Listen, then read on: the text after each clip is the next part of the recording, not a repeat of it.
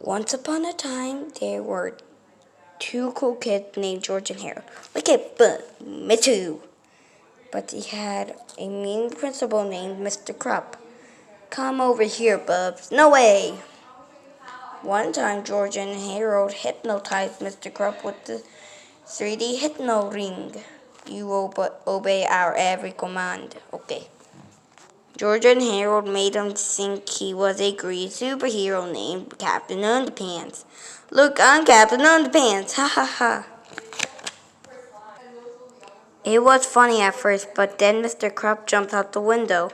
Hey, where do you think you're going? To fight crime, okay? George and Harold had to chase after him so he wouldn't get killed and hurt. Come over here, bub. No way. They had many adventures with lots of inappropriate humor, diapers and toilets and poop, oh my. Two things you have to be careful about is water and finger snap.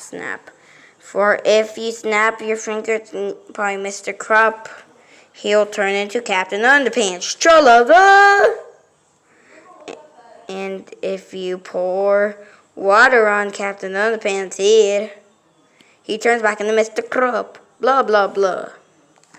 So if you see Mr. Krupp, don't snap your fingers or you'll be sorry. And if you see Captain Underpants, don't pour no water on his head or you'll be sorrier. Remember, this is top secrets. Don't tell anybody. Treehouse Comic Incorporated. Chapter 1. George and Harold. This is George Beard and Harold Hutchins. George is the kid on the left with the tie and the flat top. Harold is the one on the right with the t-shirt and the bad haircut. Remember that now. No? People, please wear your socks on the gym floor.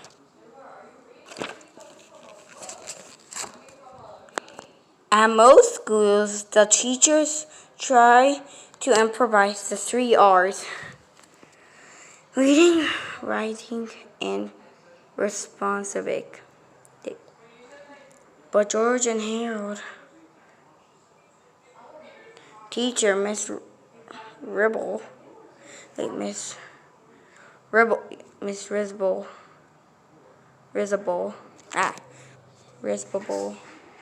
was more concentrated with emphasizing what she called the 3 S's. Sit down, shut your pie holes, and stop driving me crazy. While this is unfortunate for all of her students, it was especially bad for George and Harold because they were very imaginative boys. You see, imagination was not really integrated at George and Harold School. In fact, it was disgraced. Imagination would only get you a one-way ticket to the principal's office. This was sad for George and Harold because they didn't get straight A's and they weren't sports stars. And they couldn't barely walk down the hallway without getting into trouble. Please go pee-pee on your socks for worms. See what I mean? But George and Harold have one thing that most of the other folks at Jerome's Horwitz Elementary School didn't have: imagination. They were full of it. And one imagination they